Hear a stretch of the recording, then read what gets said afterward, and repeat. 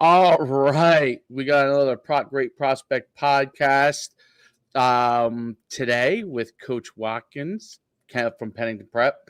We're looking forward to talking to him. I have Coach D, as always, on the right or the left of me, depending on which way you're viewing it. I think it's the right. And we're excited to talk to him about, since he's taken over the program, some of the things that he's doing there and final. Thanks for having me, guys. I appreciate it. It's really so Pennington Prep's out in Pennington, New Jersey, correct? Yes. Okay. That's what I thought.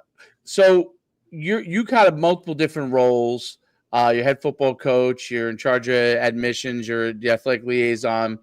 You're really, really active within the community there. Before we dive into a lot of those things, talk about your background as a coach and how you got into it as a player and all that kind of stuff. Okay.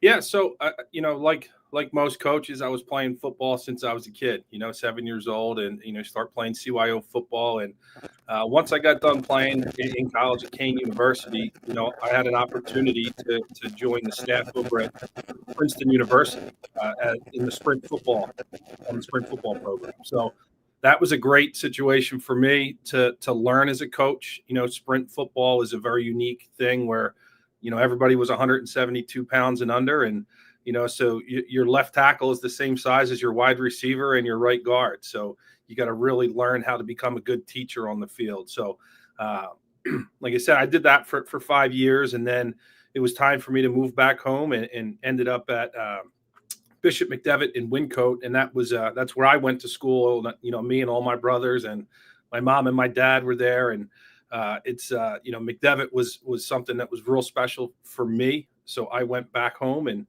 I coached there 2 years as a defensive coordinator and then became the head coach for 5 years.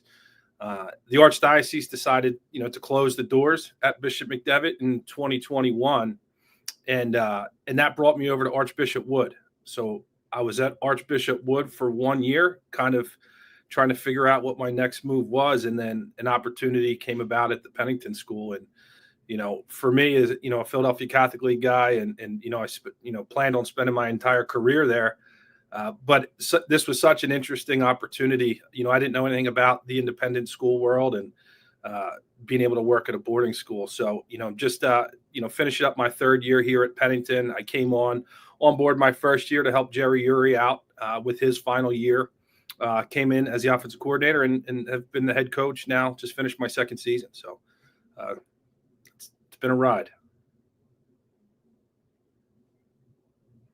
Coach, what was the biggest change from going from Archbishop Wood to Pennington? What were some of the things that were different struggles and things that you had to do, and good things as well that you had to really deal with coming from there to go into Pennington?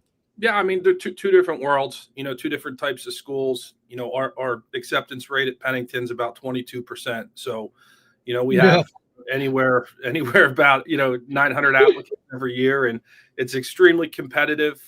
But I think the biggest thing is that we're a global school, so we have kids that come from 42 different countries. We have kids from Canada. Last year we had kids from the Czech Republic, the Gambia, which is a small little country in West Africa, Mexico. So we really are a global program. And it's just been an adjustment, in terms of, who's the target audience.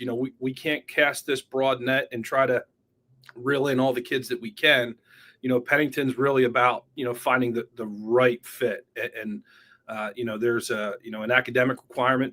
Academics have to matter here. It's extremely important that, that's at the forefront. And like I said, it's not an easy school to get into. So you just got to be really, really intentional about, who you're looking at and who you think not only can just get in, but can actually be successful here for 3-4 years.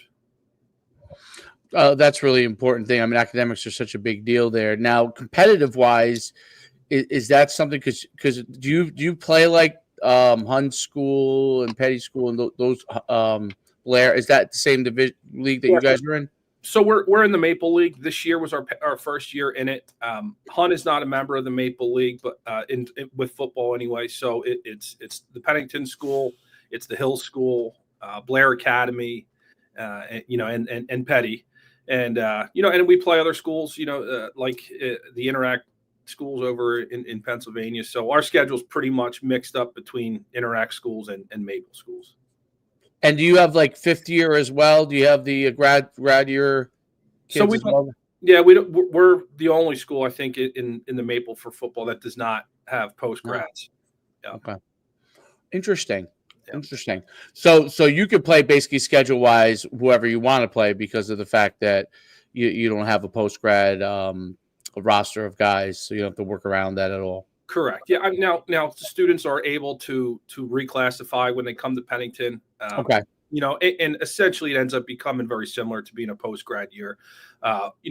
The difference is, you don't have a 19-year-old, they could repeat as a 14 or 15-year-old kid. But it's what worked for our school. It's worked for our community. And, I look at it as, we got a great opportunity here. We want guys to be here for 2 to 3 years. Very cool. Very cool. As far as what you did philosophically, so when you went in there, you came in there 1 year as office coordinator, going in with your buddy, and then taking over the program. What were some of the things philosophically you had to do? Were there any things that you had to change? Added? What'd you do from that standpoint? I mean, so Jerry Uri was the head football coach here for about 34 years. Yep. He's an alum of the school. He's a staple in not just, Mercer County, but just New Jersey high school football. Jerry's a legend around here. So it was really important for me to get that year to understand the school, the community, how things work, in working with him. Now, just like when I took over at McDevitt, I took over for who was my head coach at the time, back in 1999, Pat Manzi. So it was a very similar situation. So I felt really comfortable working with Jerry, taking a year with him. He was a great resource for me, but like I did at McDevitt, it's kind of my own spin on the program and, wanted to implement certain things that I like to do. When you take over a program, it's 12 months a year. We're not just coaching football here. It's a full program, an investment in the community, the school, the culture. I needed to learn about, the alumni. I wanted to know what their experiences were, and just get them back. So, right. And it takes time. We're going to do things the right way here. It's not going to be a quick build. We're going to do it kind of, we used to say at McDevitt, brick by brick. And, we're taking that same approach here at Pennington, just kind of 1 year at a time, get to know the community, get to know the alumni, and do it the right way. Yeah, that's a huge part of it, I'm sure, because those relationships help bring stability to the program and bring in continued financial success too for the program. Are you on do you live on campus? Because I remember when we interviewed the head coach at Petty, I think he lives on campus. Do you live on campus as well? Or? So I do not. I live about 45 minutes away, and I don't mind the commute. I've gotten used to it. I have 3 daughters at home, and it's kind of nice to just put sports talk radio on and just cruise in. Mm-hmm. That's really cool. It's and what percentage of your kids are like kids that live on versus commute? But we're very much more of a day school than we are a boarding. Okay. Our boarding community consists of about 140 boarders. We're co-ed. But yeah, it's a very small portion. We're a little different than some of the New England boarding schools where they're the other way around. So and we've talked to some of those guys, like some of those guys that house the students on campus, right? I mean, it's much more of a almost lean more towards college-like setting than it is, a high school setting. And like you said, like it has to be the right fit because, you have daughters. I don't know how old, but I don't know how many of those guys are willing to send a daughter to a boarding school, as a freshman in high school or as a sophomore. Right. So it's definitely got to be the right fit. Do you find it, Coach, more difficult to find those students or those student athletes, and especially for football players that kind of fit that mold, along with the academic side of it? Is it more difficult, or are you got just that high price of a commodity, right? Where they're coming to you.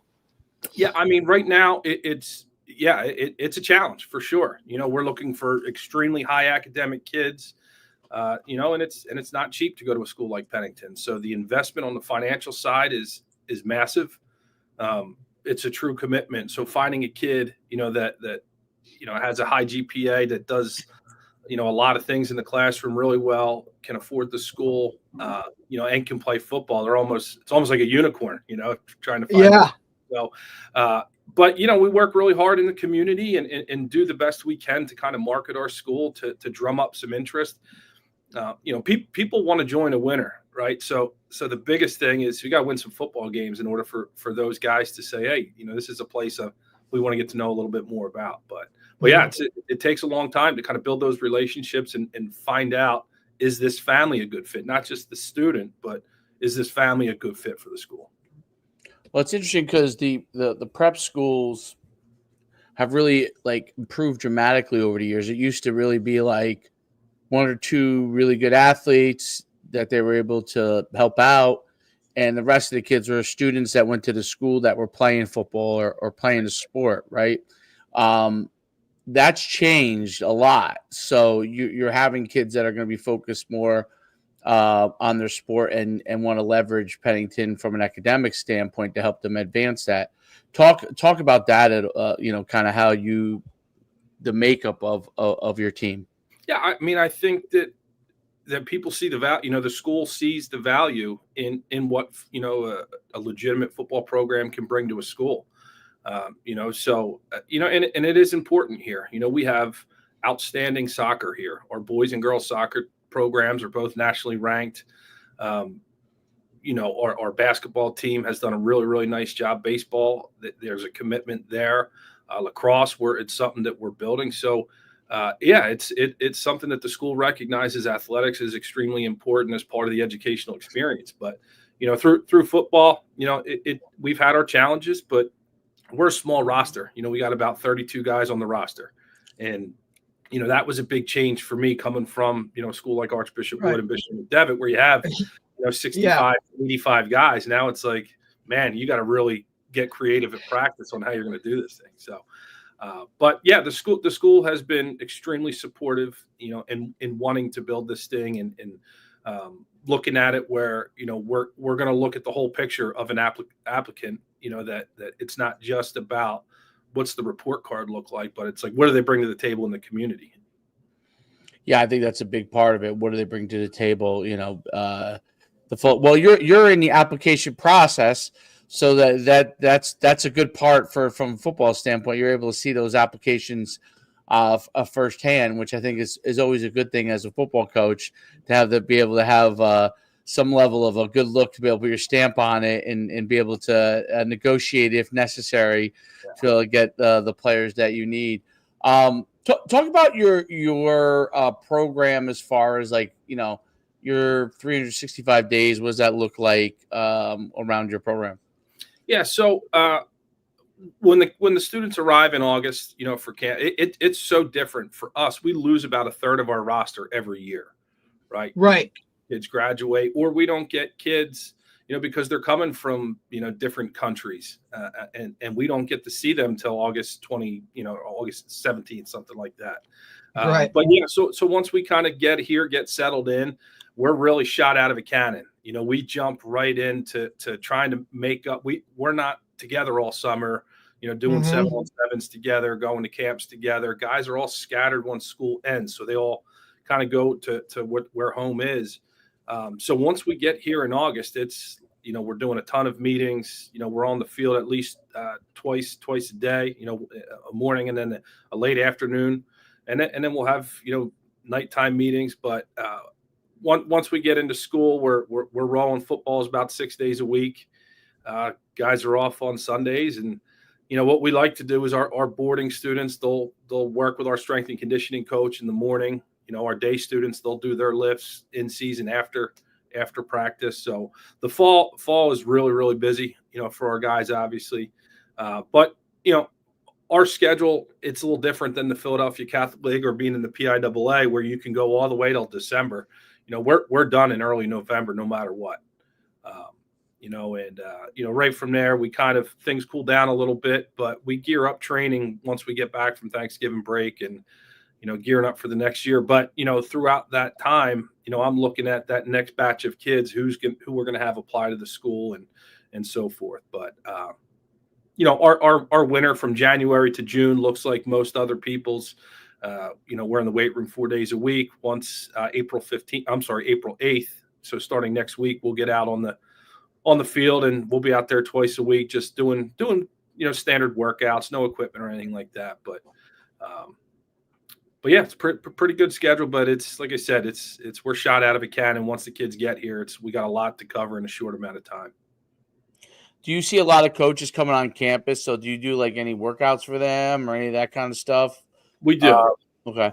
Yeah. So we're, one of the things that I'm extremely passionate about is getting guys opportunities to play at the next level. So, and if anyone that wants to play, we can help find them a home. If it's whether you're an FBS kid, FCS kid, if you're a Division III kid, an NAIA kid, it doesn't matter.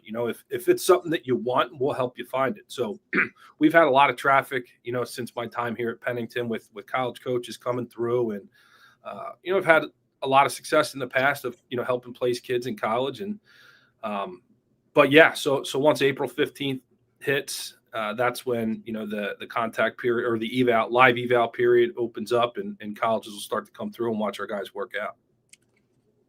Very cool. Very cool.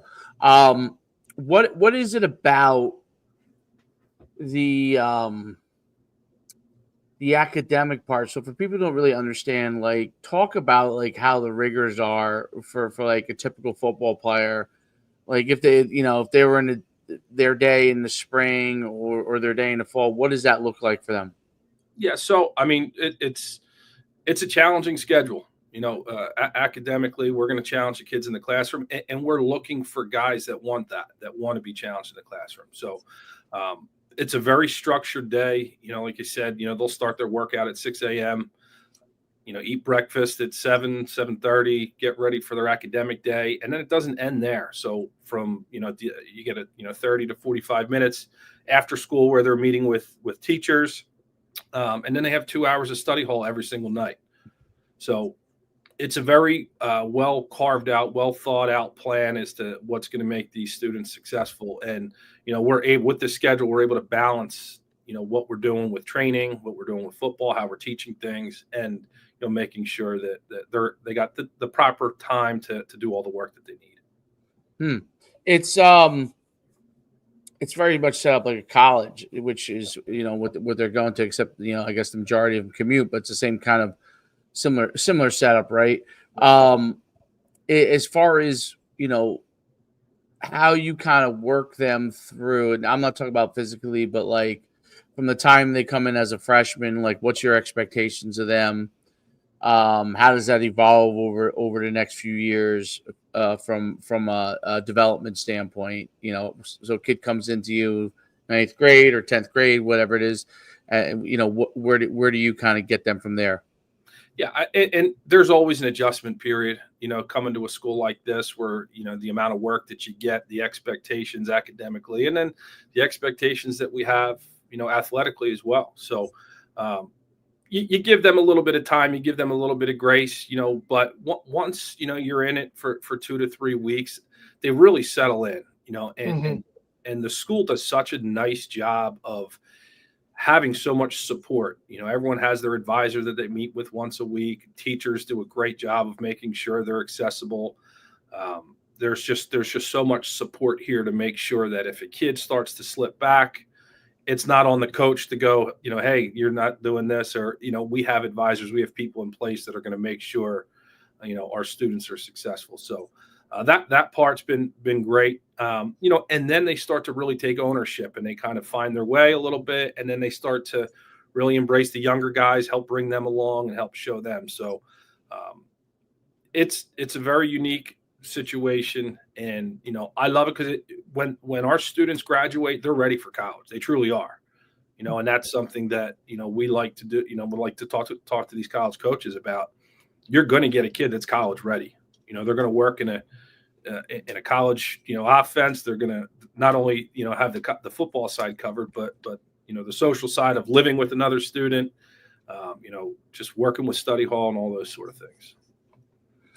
What is recruiting wise? Has there been a lot of changes for you, or is everything similar than what it was? Is you guys affected by transfer portal, NIL, yeah, what's going on there? Yeah, the whole world's changed, right? Since the portal and now with NIL, and it's just different. We just got to keep going at this thing. Like, if you want to play in college, we got to work our tails off, and it's my job to communicate with as many schools as I can and get their guys' film out and make sure that I'm always on the phone. I'm always working the phones, trying to make sure guys are going to take long looks at our guys. And but yeah, that's a fact right now that every high school in the country, not just Pennington, is facing. There's truly less. Some schools, they'll say that they're not in the portal, but they all are, and they all have to be, right, because their jobs are on the line and they have to win now. Now the NIL component has really changed a lot, and it's changed a lot about the way kids approach their recruitment. It used to be, well, what's the best fit? Now the guy says, okay, well, there's a big bag of money over here. That might not be the best fit, but there's that bag of money. So what are we going to do? So I try to, I take a lot of pride in meeting with each of our guys, as they go through this process and say, well, what's important to you? What is it? Is it the conference that you're playing? Is it early playing time, player development? Is it the degree that you're going to get? So the recruitment, it's totally different, and you got to always be ready to adjust to it because dates are always changing, and it's really it's never just kind of a cookie cutter thing. This is how it always is. So. Well, Coach, I do think that, you have the benefit of what a lot of other, say schools right now, public school guys, high school guys don't have, is that you can sell your kids and college coaches on, hey, man, you're getting basically a portal guy because he's already got a year or two in the closest to a college setting a high school person can get, right? So I'm sure that's a huge selling point for you. And then just even the size of your roster allows you to get more individualized in the recruitment process with each one of your players. And then on top of that, just a third point is if guys are coming to Pennington, they already have a certain mindset and a certain standard that they're holding themselves accountable for. So how do you see that differing, the student athlete themselves differ from when you were at, your school over in PA before that? How is that different, in the setting that you're at now? Well, you're right. I think the mindset is different, about the kids that are coming to Pennington. They think they know what to expect, but they have all the right. They got the right mindset. They know that it's going to be a challenge. Things are not going to be easy academically. We're going to have to really learn how to manage your time. Right. And look, the kids they're eating 4 meals a day here, so they got to really learn how to be a roommate. You got to learn how to kind of grow up a lot quicker than most other high school kids do. Damn right. Yeah.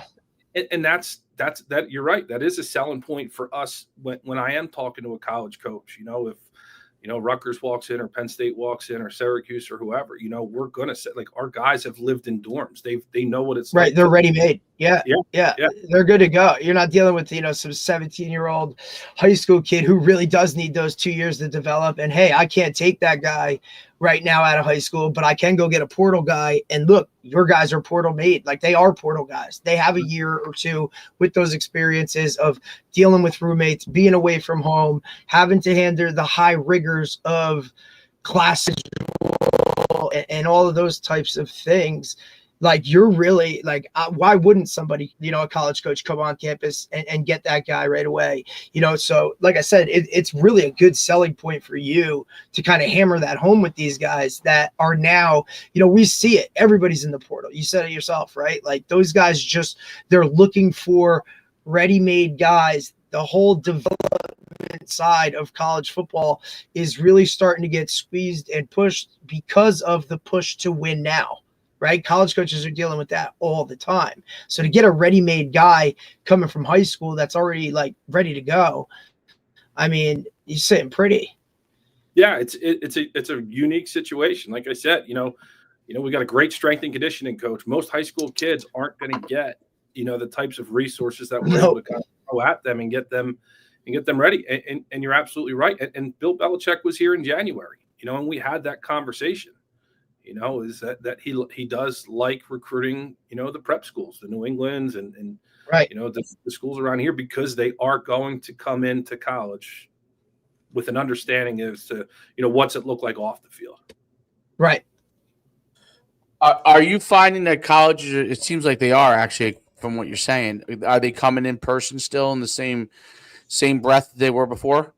They are. Yep. Okay. Yeah. So we're getting a ton of traffic. We had, probably about 50 schools stop through in January. And, it's tough for me because that's a heavy, part of our cycle. Admissions. Yeah. Yeah. I mean, and that's my 9 to 5, right? That's my day job. And well, that's your livelihood of your school itself. So you ain't got that coaching. You ain't letting those, if you don't have that, and being, I'm sure it throws a wrinkle into it too, Coach, being co-ed, right? Yeah. So you're totally factoring in a lot of those other dynamics that go into it, along with trying to meet with college coaches coming in the building.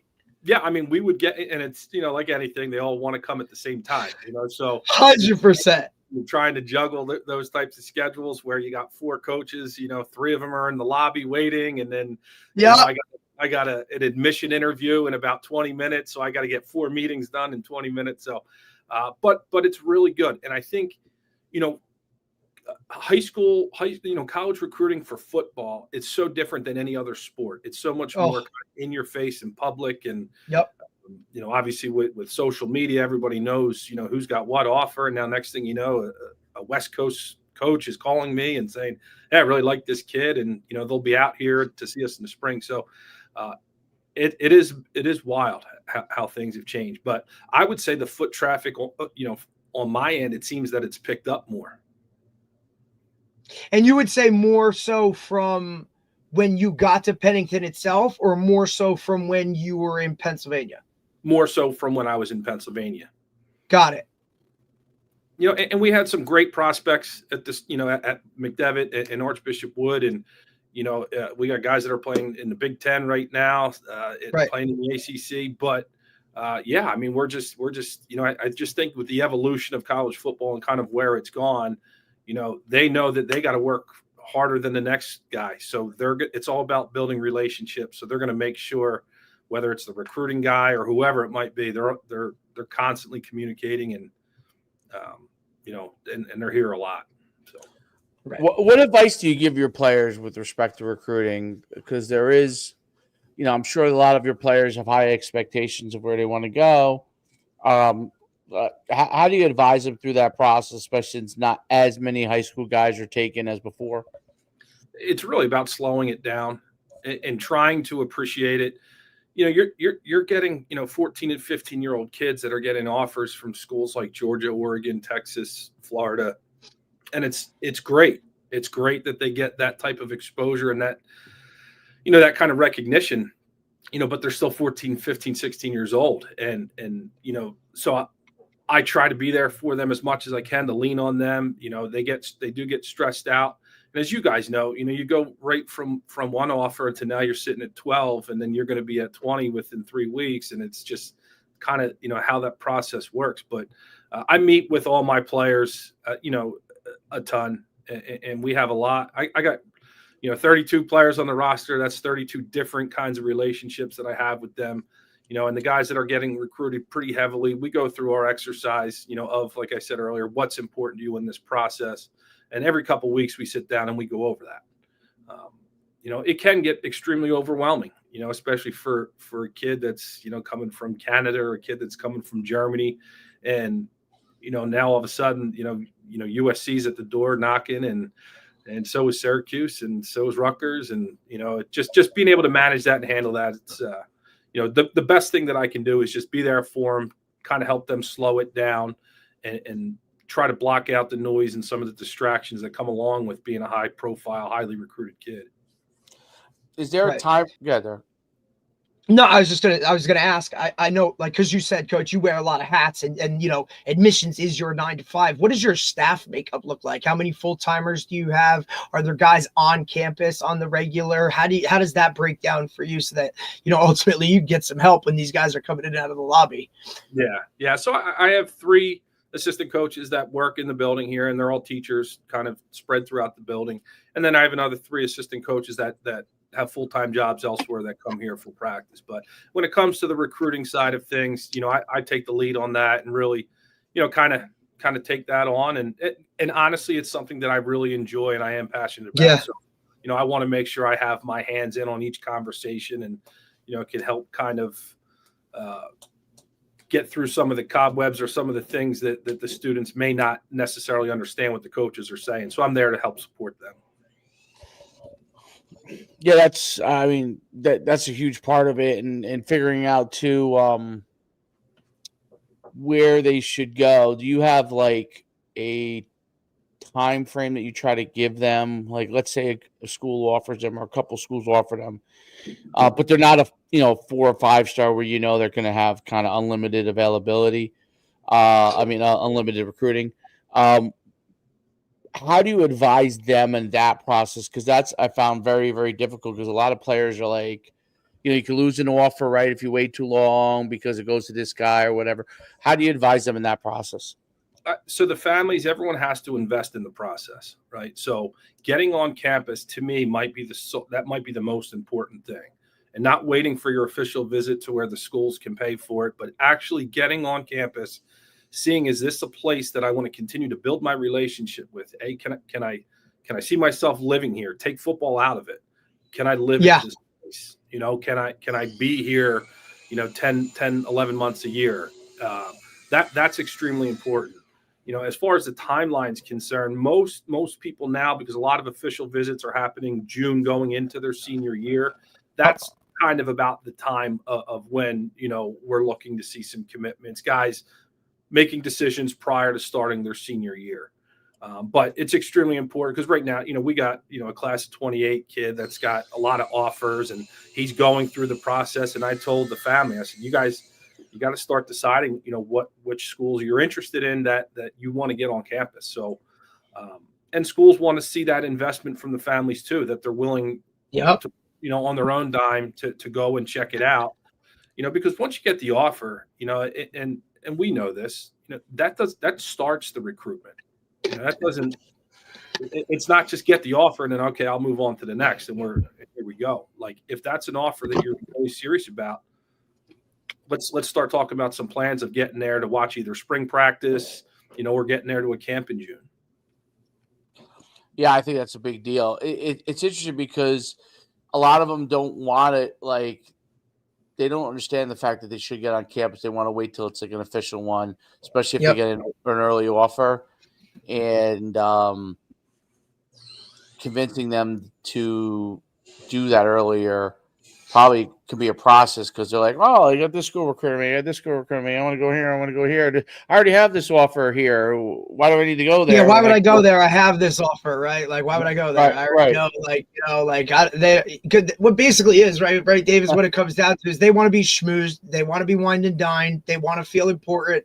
They want to do that. They don't just want to go to a camp and be one of 450 guys standing in line waiting for their reps. What they don't understand is when they go to that camp and they get pulled over to the other field to run a 40 when everybody else is standing in line, like, that's the schmoozing part of it, right? So, and David and I, we've, been through this, and we try to advise guys on this stuff and how it goes. But ultimately, like, everybody's going to make their own decision. They're going to approach it a certain way, whatever we tell them, regardless of what they do.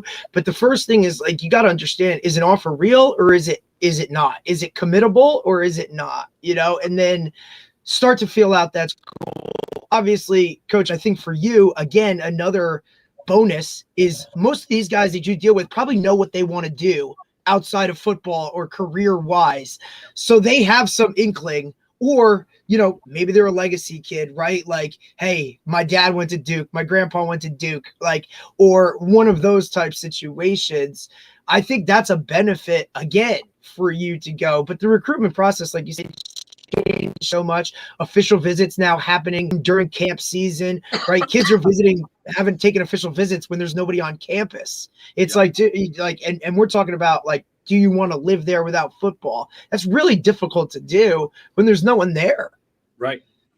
No, it's tough on these guys, but that's why we do this process every couple weeks. Where a kid, thinks that his ceiling might be somewhere in the MAC, then all of a sudden he pops an ACC offer. So what was important to you in that process, now that might have changed because the options aren't the same. So that to me has been really successful for teaching our guys about the recruitment process. And like I said, what is it that you want, and because and it could be the same schools that are in the mix the whole time, but things could change after you make your visit. You stop in, I really like the way that, it is in Madison. I really, appreciate Piscataway or State College.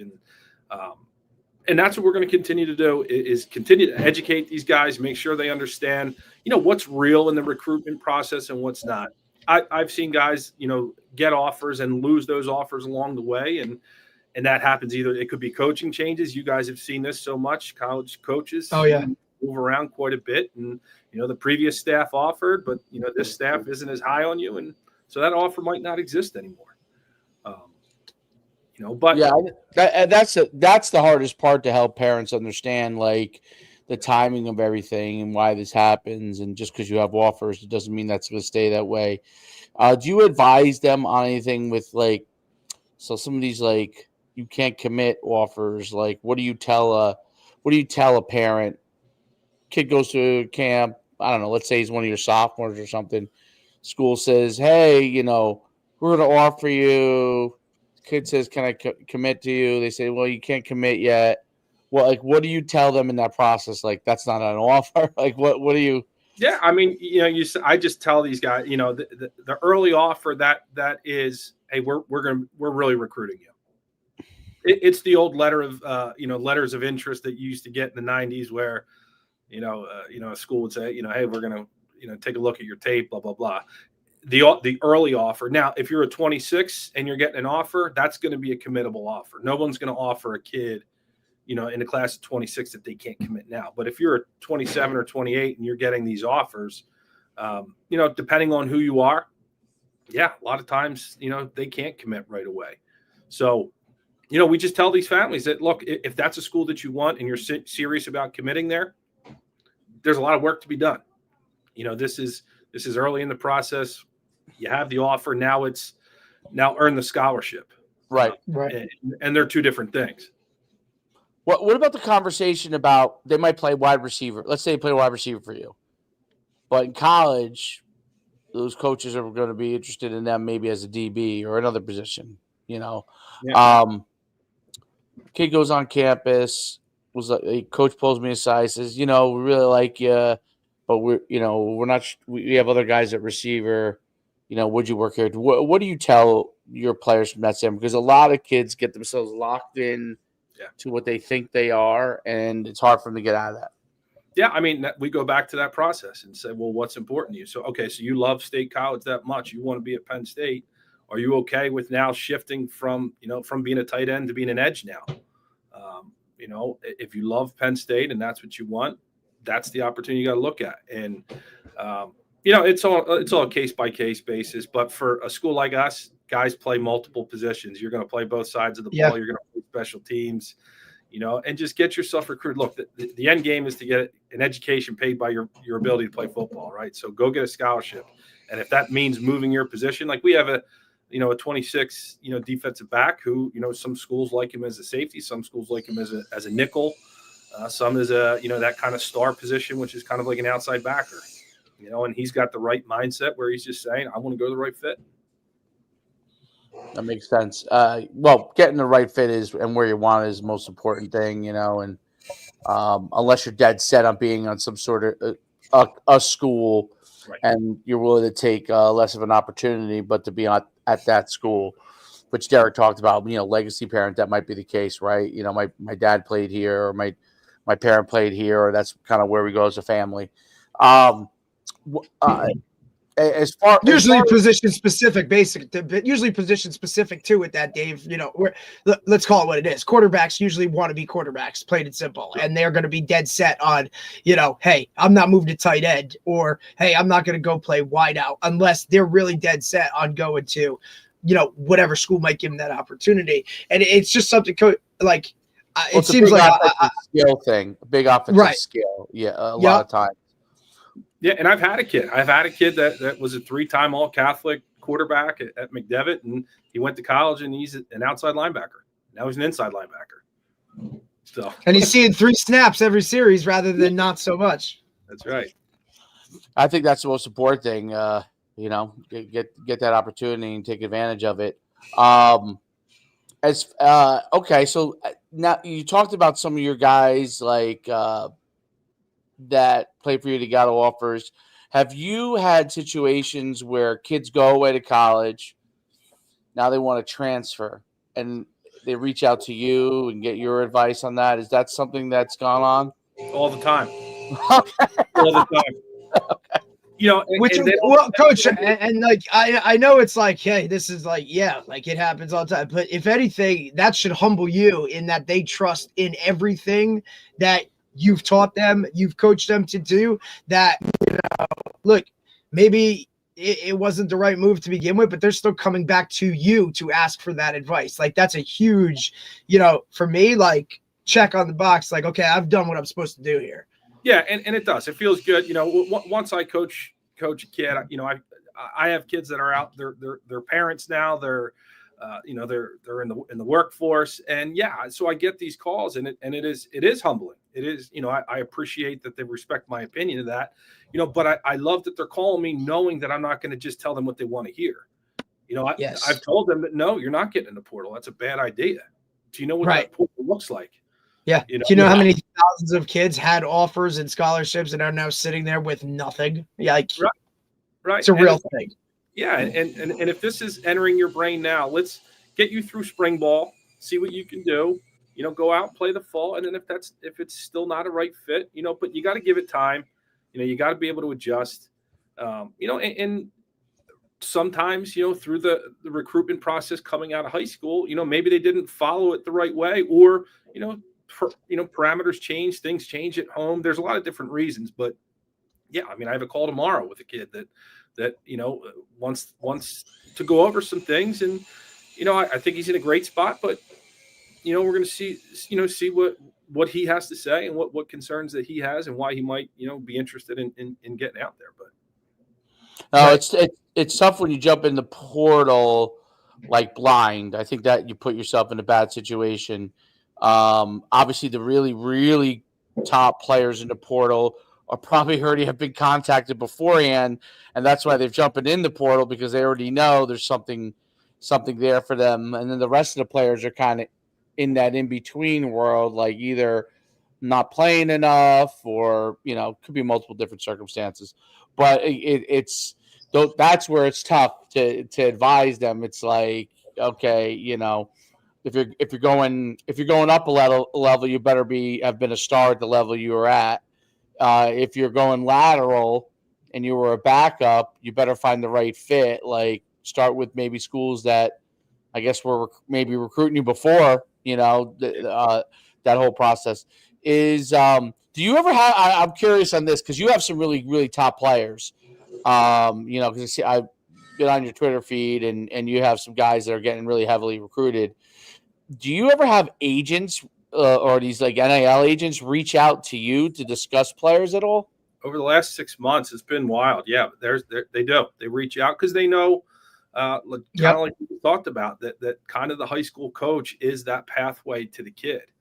And for me, it's like, listen, you got to get through Algebra 1.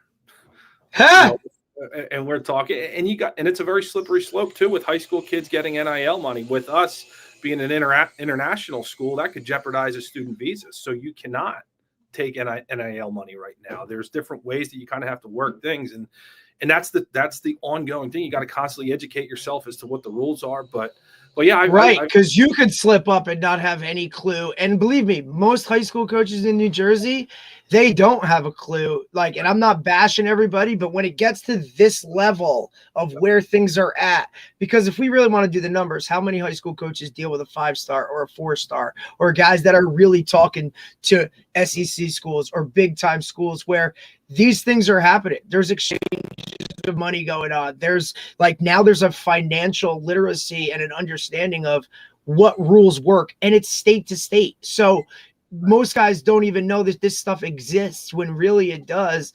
But you, coach, being in that situation itself, kudos to you for knowledge, knowing the rules, the knowledge to make sure that you're doing right. I mean, you're talking about student visas. Most high school coaches, they're not talking about student visas, coach. You know what I'm saying? So you're in your own entity. Yeah, I mean, like I said, I feel like it's constantly evolving or changing or taking a left turn, and you have to stay on top of it. You have to make sure, number one, that you're protecting the kids. Like that's got to be at the forefront. And how am I making sure, that these 14, 15, 16-year-old kids are making the right decisions? They're not signing anything without, either coming to me or talking to their parents. But yeah, I mean, I've talked to several agents that they've come and, and I've met wild. Them just to kind of hear out what they're saying. And, it's wild. It's interesting, but, it's crazy. I gotta protect the kids at the forefront. And if that ever is jeopardized, it's time to stop coaching, Yes. It's like I said, I'm more worried about Algebra 1 for some of these guys before they start worrying about, endorsements and those sort of things. But yeah, no, absolutely. I mean, I thought, I've heard of guys reaching out to coaches and trying to get a feel for this player or that player. And I was just curious if that was, if I'm certain it was a thing, but I was curious if it was a thing. So, yeah, and they're doing their job. They're trying to get in early on a kid that, okay, if you sign this kid in high school and he gets what, you kind of get him onto your client list, and when he goes to college, and I mean, shoot, you look now in the SEC, if you're a 4-star offensive lineman, it's like it's starting at $400,000. Yep. Yeah. So damn right. There's a ton of money for the top tier players, and there's a race to get a lot of it now in the next year because of the television money that's going to come internally to the schools. So they want to get as much as they can right now before that starts to get distributed, and then it ends up becoming only the top players that are getting that extra money from the outside, because a lot of the money is coming from the inside, from the actual school. So it's really, really interesting. So what going forward for the program? I guess this is my last question. Like where do you see everything going for your program? What are you trying to do next steps to continue to build? For me, I'd love to get our JV program back. That's something that we don't have right now. High school football should be about development. It's not about getting all the guys playing right away and let's go. I want to get those kids that are, on the back end of the roster. I want to get them meaningful minutes and develop them, especially if, you're a quarterback or you're, an offensive lineman, that you want to see some real live action that matters. And so for me, it's about getting our roster. I'd love to get us to 40 at some point. I think at that point, we can start to look at bringing the JV program back. But really, it's just about there's kids walking around in the school right now that would be great at football. But I was just going to ask you that, Coach. There's no way you're not recruiting across the green on a spring day. Like, whoa. Yeah. I mean, there's kids that are 6'7" walking around. Like, you could play edge. Coach, it's that American football thing. Some of those international dudes are like helmets, shoulder pads. We got no clue. What is this? Like, figure it out. Right. So, but David, yeah, just to answer your question, yeah, it's really, increasing our roster, getting, the development piece back in for the JV for the younger guys, but really getting the alumni back here, supporting us and loving what they see. And I think we've started that. We've done a nice job, but it's just, we got to take that next step. Yeah, that makes a ton of sense. No, it's because I think the prep school programs really have an opportunity here to really build their programs in a different way than it was before, because of the way everything is. And so it's cool. It's really cool to hear the way you're doing it and your insight on it. That being outside of that Philadelphia area, there's a lot of players. So it's a matter of getting the right guys in there. But there's no shortage of football players out in that area. Oh, there's a ton of talent. Like I said, it's always about the right kid, just like them picking a college. It's about, there's a lot more to Pennington than just football and the academic piece. It's not easy, but we want the guys that want to take on that challenge too. Absolutely. Right. That's great way to put it, Coach. Coach, it's been great having you on. Really good talking to you. I'm glad we were able to get you back on here, and you're doing great things, and much continued success to you. I appreciate that. You guys have been great. If you ever want me back, just let me know. I know it was a challenge to get me here, but we're at the end. Coach, of this. It's all right, man. I appreciate it. Yeah, you got it. No problem. No, Coach. like you said, thanks, X's and O's, so get you doing. When we get you back, Coach, you'll have a JV squad by then. So there we go. All right, man. Appreciate it. Thanks, Coach. All right, Coach. Have a great day. Thanks. You too. Bye. All right. That was really good. Really great guy. Really nice guy. I think. Listen, I know it was tough, like figuring out how to get him in and whatnot. Because look, like his admissions job, that probably ain't easy at a place like that, right? And you're talking, whether it be international, whether it be just, other students themselves. Like obviously, we know that at schools like that, the livelihood of the school itself is the admissions department, who's coming in, who's coming not, and to hold, having to uphold and obviously keep a standard, right? I mean, admissions, that's got to be a lot of work and a lot of stuff on top of now, being a high level football program, you know what I mean? What I did was like, he's basically taken over for like 2 long time head coaches. Like that's his thing, right? Everybody's got a niche as a coach. Like he takes over for guys that have been at programs for a long, long time. And I know that's a difficult road, So kudos to him, dude. He runs a nice program and no post grad, right? Yeah, that was surprising. Interesting. I guess if you're that's becoming a big thing there, reclassing instead of post grad at a lot of these prep schools.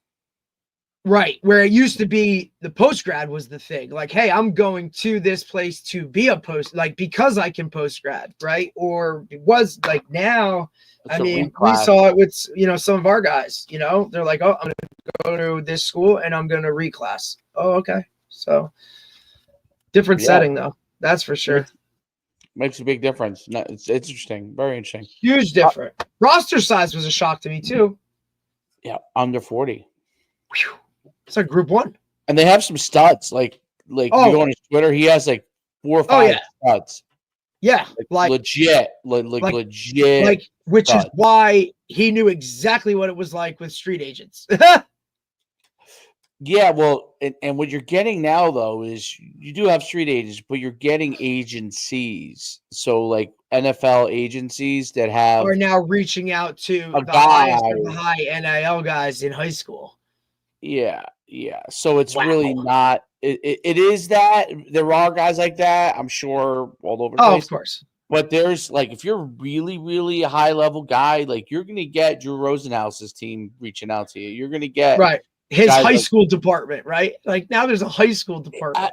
I don't know what they call it, but I know that they're definitely reaching out and trying to find prospects. What the I'm trying to think of I'm trying to think of how they would, categorize it.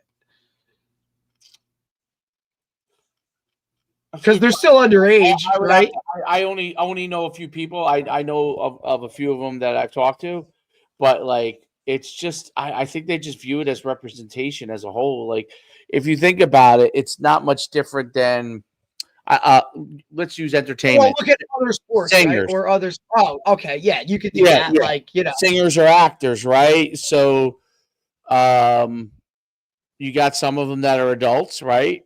That you're representing, and then you have some that are teenagers, and so that's the slippery slope on all of it, I guess. But that is what that is kind of.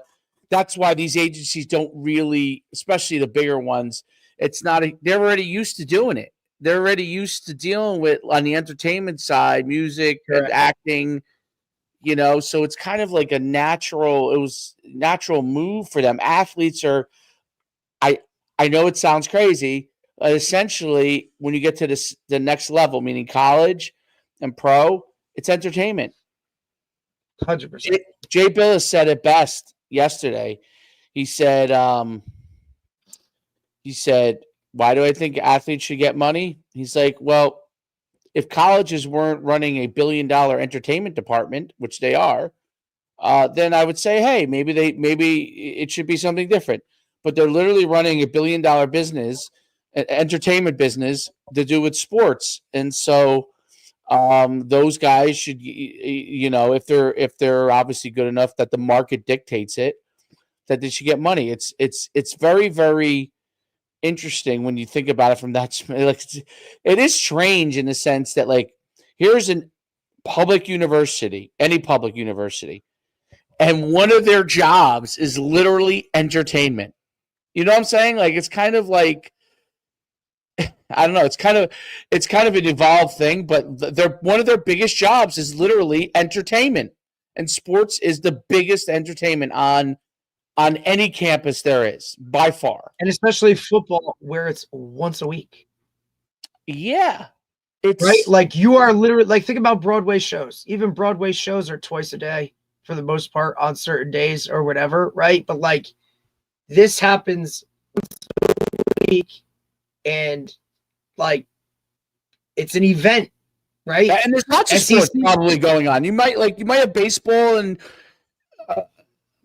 baseball playing over here where there's some money come. I'm not saying the same money as football, but like some money coming in here.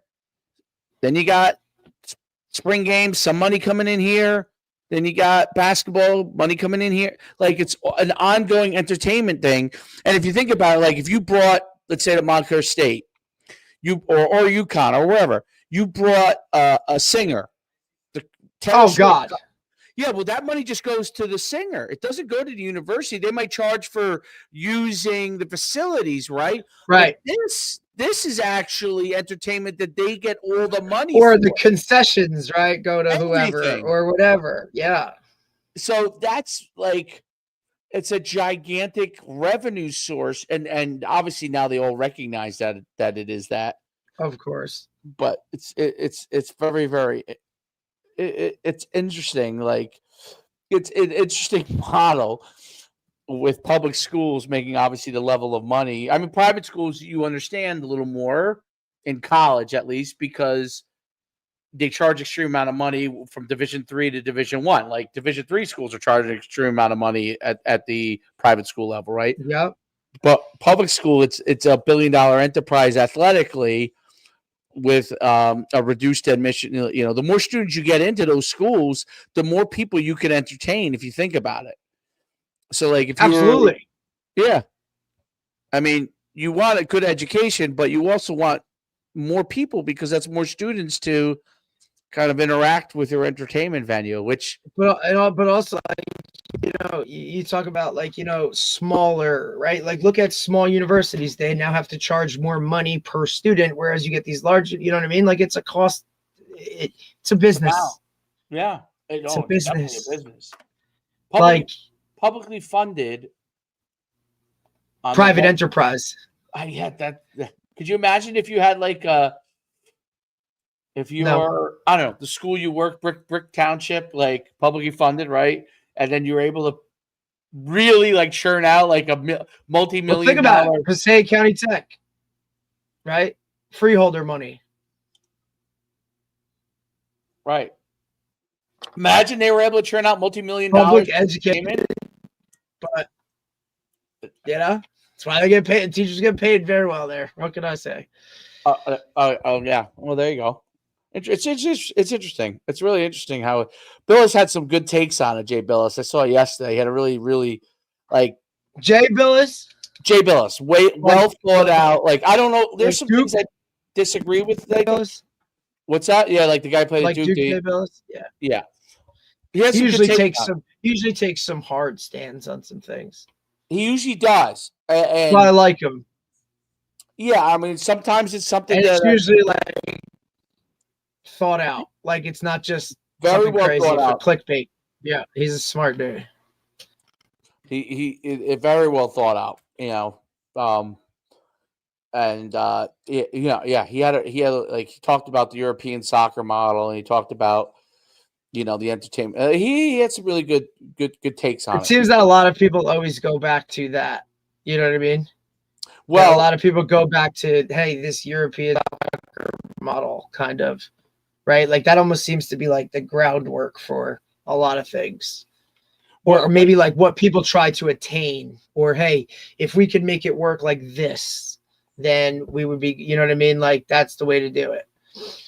Well, what they're thinking about doing, well, not thinking, they're going to do it.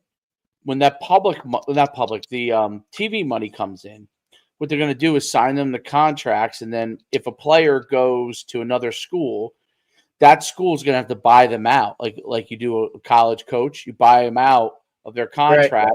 Pay the school, and then the other thing that people are thinking about, which I think they should think about, is which will limit people's thoughts on transferring, is a transfer fee, like which is what European, like if right. If you're going to play for Real, so you charge a transfer fee so that school that loses the player, right, now has the money to go get another one. Yep. So now they have that money. So I think that will also have. But how is that going to work? Because like aren't they capping everything at like 20 million for athletic departments? 22 or million. 22 million per athletic department across all sports, correct? Not everybody's going to get 22 million, but that's what it's capped at.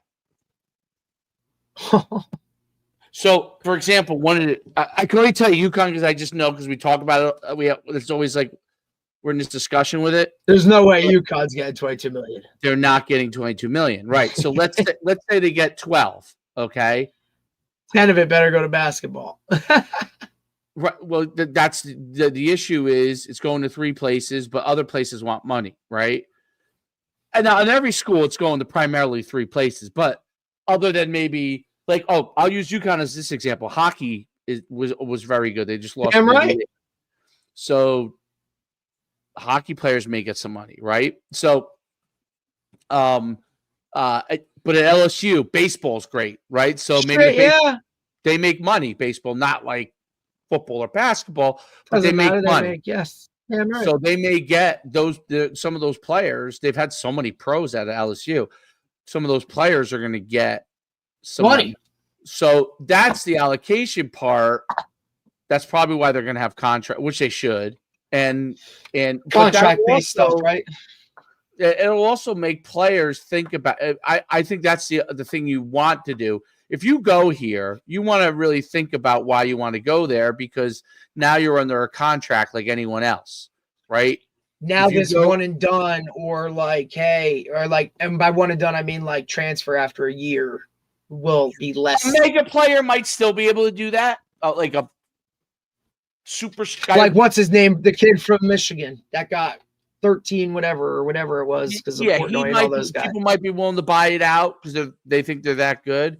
But I can tell you that there's no doubt that I would say that it would slow a lot more of it. Right. Or at least they would think longer about it.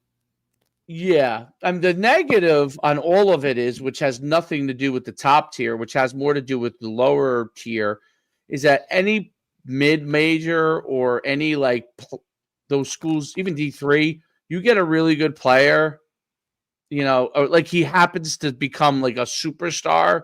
It's going to be more than likely that they're gonna bolt. Like it's going to be hard to keep them unless you're Johns Hopkins. I go to Johns Hopkins. It's such a good school. I want to stay there. I don't want to take the risk, for $50,000, But other than that, like if you're at an NJAC and you're a superstar, like really a superstar, dude, you're definitely going up, right? Like. Because you could go to another state school. Guys who aren't superstars want to do that.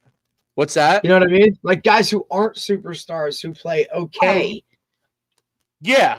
But if you're definitely a superstar, like I'm going from one state school education to another state school. What does it matter for me? I'll take the money, right? And I'll play at a higher level. 100%. It's There's only no doubt about that. It's so that part's going to be, and that's what's hard. That was what was hard in the NCAA tournament. Like, there's no mid majors in the top group, so it's going to be hard for them because they're not going to be able to pay for those players. And I don't know. I don't know if there's a solution for it, and maybe there isn't, and maybe it doesn't Probably even not, matter. dude. It probably doesn't even matter. It might not even matter. It's probably all a wash, to be honest. Yeah, I just don't think it matters. You know what I mean? Because you're going to be in the world that you're in, and that's it. So, but anyway, that was very good. He was really like had his like kind of ducks really in a row, like of how he wanted to do things. So I thought that was really good. All right, tomorrow, no, or Thursday? We're back Friday. We're back with the head of Moravian strength and conditioning. So he across all sports, by the way. Moravian University. He does all of it. Okay. Does very all good. of it. Obviously his concentration is in football, but very good. All right, man. Here we go. All right, man.